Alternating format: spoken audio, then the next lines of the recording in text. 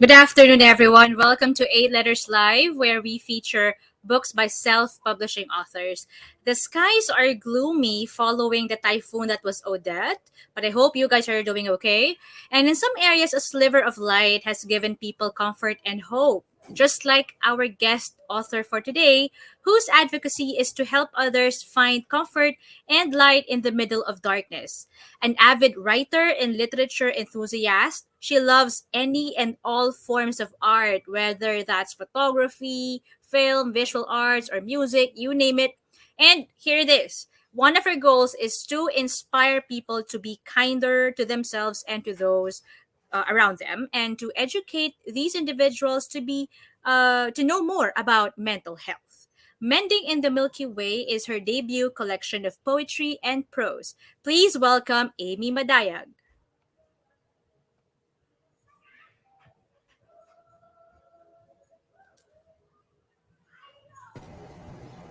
Hello po. Hi, Amy. Welcome to Eight Letters Live. How are you doing? Yes, I'm doing really well po. Thank you so much for having me here. Thank you also for like being with us today. I'm so excited to interview you. I saw a couple of samples from your book. Now let's dive in to the interview proper. Mending in the Milky Way is a set of 40 deeply personal poems and prose that you wrote in your teenage years. And when we say it's deeply personal, we know that these are the things that we don't really share with others. So what made you like finally decide to put them out there, make them public?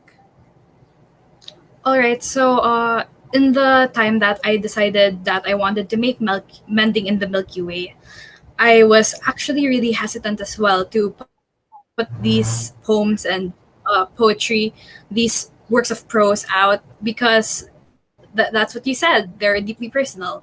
But however, I thought that it was a good idea to put these out because I wanted the people who read it, especially those who are like me right now, in their teenage years or maybe just about to reach adulthood.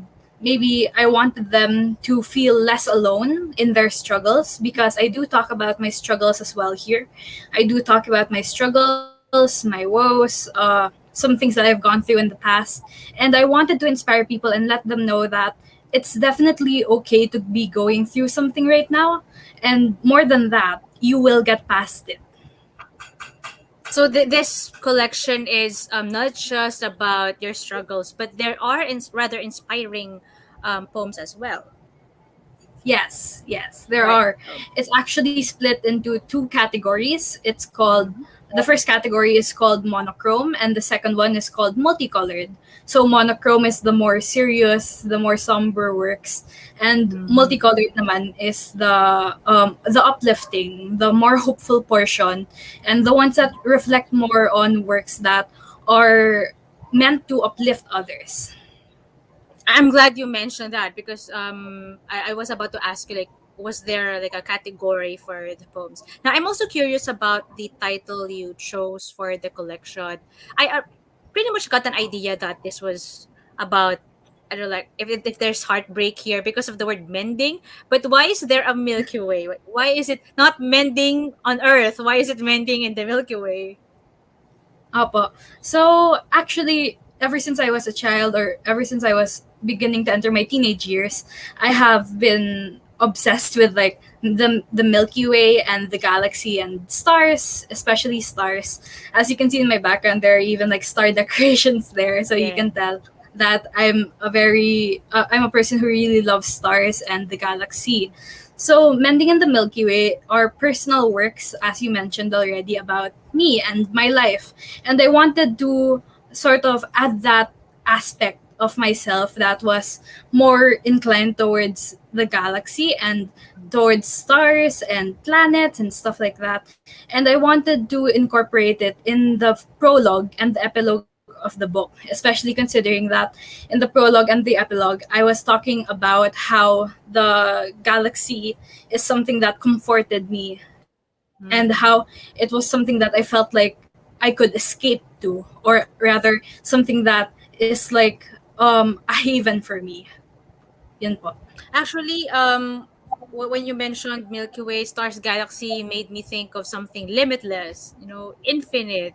So I was Yes thinking, po. is this a hint of, you producing limitless works, or, you having infinite poetry, infinite inspiration, right? Now, Yes po. I'd also like to ask about the pieces you wrote for the book. Was there like a favorite of yours, and what was the most difficult to write? Okay, so definitely the favorite piece of mine in the book is this work. It's called Semicolon, and it talks about how it's okay to take rests, it's okay to take breaks. It's all right to definitely just leave leave your worries for some time, and maybe instead go to a place to rest in spite of all the works that you have around you. And the hardest thing that I had to write was this work. It's prose instead of poetry. It's called The Three Stages of Losing a Loved One. And I wrote this for my grandmother because she just passed away recently in this year. And it was really a hard thing that I had to go through. So when I was writing this piece, I started writing it directly after the wake of my grandmother. And I ended writing it, or I finished writing it rather, just a few months after. So it was also the longest piece that I took to write in this collection of poetry actually. Because in the process of writing, you're also in the process of like going through the stages of grief, like you said, and Yes, you're yes, processing your emotions. It's really a yeah, difficult place to be in. It's a difficult situation. yes. I would ask you to read like two poems for us, or an excerpt from your prose. Okay, sure. Please do. Go ahead. So for this book, I will be reading my favorite work, the one I mentioned earlier. It's called Semicolon, A Reminder. This is the first work that I will be reading. So it begins. Stop for a moment. Consider the trees in your lungs, and the field of sunflowers blooming in your heart, and the hummingbirds hidden, flying around that very field. You are so full of life. You are a force to be reckoned with. But being full of life can be tiring. The trees in your lungs sometimes wilt, dead leaves scattering through your bronchi. Maybe someone will come along who you'll give a bouquet to, carefully chosen from the very sunflowers that grace your atria and ventricles, only for them to pluck the petals one by one and laugh, "Love me not." The hummingbirds will age, inevitably, and you will lose a part of you. The trees are sturdier than you think, hardwood bracing through the elements, not once succumbing to rain or heat.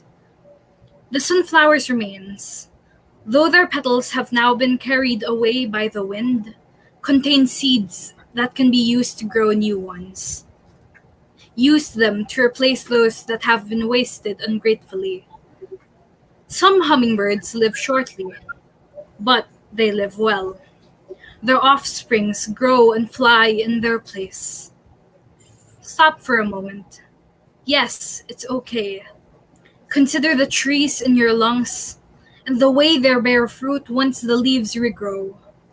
Consider the field of sunflowers blooming in your heart and the plenty other seeds hidden within their cores. Consider the hummingbirds hidden, flying around that very field, and their love for each other, creating whole new generations to fill you. It's okay to use semicolons. Use them excessively. Use them at the end of every line if you need to, even if it's not exactly their place. If it reminds you that you are so full of life, that you are a force to be reckoned with, don't be afraid to take rests. Use semicolons. Use them after every word if you need to. For even forces to be reckoned with need to rest at some point. And that's semicolon. Beautifully written, beautifully read. I love the part where you said use semicolons. Was that like marami? Like What Yes. was that line that you said?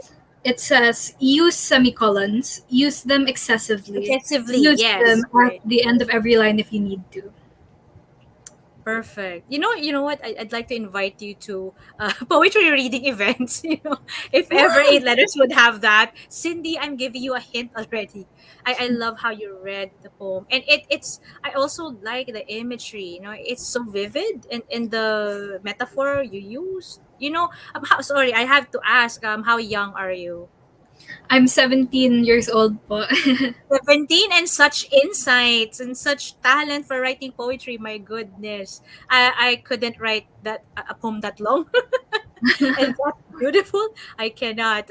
Well, congratulations to you already, Amy. Thank you so Kasi ang much ganda-ganda po. nung poem mo. And I'm really sure that whoever reads that, nakaka-comfort siya even with the way you read it. I don't know, maybe tsaka yung repetition mo, may consider, nakita ko na may form ka, no? May structure. Siguro, consider mo rin gawin siyang audiobook.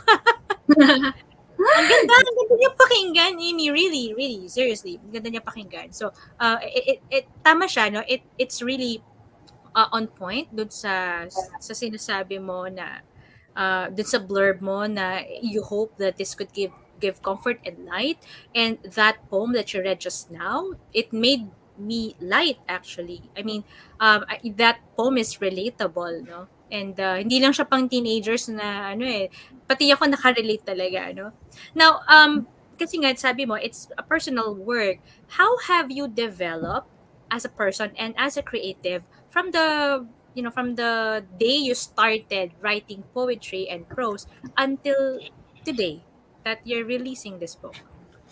Oh, I have had a lot of development ever since then, and I think I continue to develop even until now because actually one of the things that I keep telling myself is that I am a work in progress and I always will be. And that's, I think, one of the major things that I believe in and the things that I stand by. I think that everyone has the chance to grow and develop throughout the years, not just in their artistic writing or Mhm. anything that they do, but also in their life in general. But in terms of poetry and prose and everything writing related, I think I grew a lot recently these past couple of years because this is when I started to develop my writing style more. This is when I decided to grow a little bit more in my writing and be more honest because before this, I would always write fictional novels and Mm. novels that are more on the fantasy side. So they're not as connected to the real world as Mending in the Milky Way is. But I'm glad that I released Mending in the Milky Way because it's really it's really a collection that I really connect to, and I think even if I look back at this in the future, I will be proud of this. And it shows your authenticity, and people love that. When it's not that fiction is inferior to poetry or prose or essays, but in your collection alone, in what you read for us kanina, it showed your authenticity as a writer and as a person. I mean, I felt that. Yun yung sinasabi na sa mga quote na when she read it, I kind of felt that. We really felt it. So there's this sincerity in your work. Now, my last question is, how would you describe in one word your debut collection and why? Huh. Hard question. But definitely, I think I would have to say reflective because it is a Mm. reflection of who I am and it is a prompting for me to further reflect on who I am in the future. And when we read it, we're gonna be prompted also to reflect back on our lives based on what you read. Your work is going to be I think, a catalyst. I'm saying it right now. It's going to be a catalyst. A lot of people might follow your footsteps. Any Thank you tips po. for? This is the last question. Sorry, last question. Any tips for teenagers also who'd like to write poetry? What's your suggestion? My suggestion would be to just write and to be true to yourself, be true to what you're feeling. if you have times when you're sad, you can use writing to let it out, to connect to yourself even more than just there's also a difference between what you feel when you're writing than what you feel when you're just keeping it inside, because when you're writing you're able to rather you're able to share it with the world, not necessarily with the world that is around us, but with the world that is entirely inside you as well, if that even makes any sense.